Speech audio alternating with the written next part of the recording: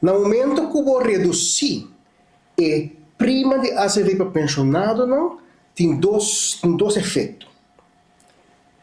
Desde que a ACV agora introduziu na 2001, o governo a determinar que a ACV que está correspondendo com a pensão de vejez está agora pagar for o fundo de pensão de vejez.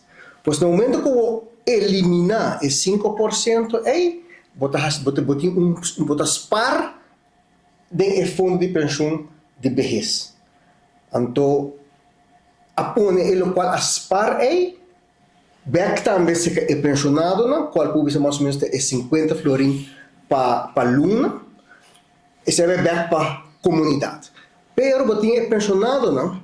Que tem mais que é ao vejo, e vai ter na 1022 florim, que o mesmo paga 5% a IPCA. Ou essa que tem até 30 mil, ou um pouco mais de 30 mil, também queda sem pagar aqui na AZV 610 florim, com outros 50 florim, arriba é 250 florim. Pois, esta comunidade também é pessoa não tem uma entrada adicional.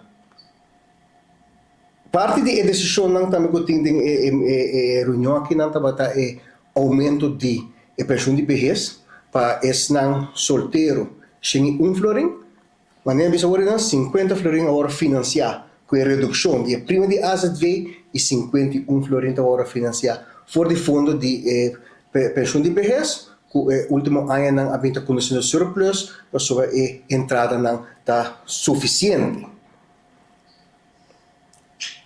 Para o outro que é o impacto de três decisões aqui não para a comunidade ter uma ideia de como ela beneficia nos grandes. Não?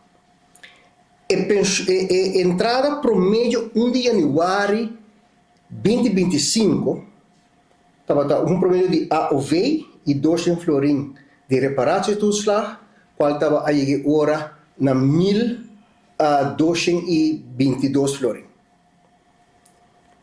Com o aumento que a na pensão de MEI, e o qual o que bem, uma pessoa com pensão para solteiro, seu promédio de pensão é o que está 1.700 algo, um aumento de 478 florim em promédio, qual representa 39% de lo qual é da batatinha ano passado.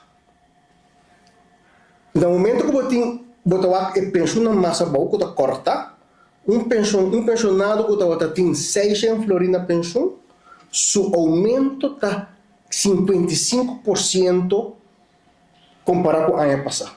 Pois o impacto de três decisões aqui não, redução de AZV, aumento de pensão de vejez e aumento de reparação de slag, tem um impacto grande arriba a estrutura de entrada de nos grandes. E esta quadra que é manejo o governo da riba de procurar para evitar e eliminar a pobreza nos grande.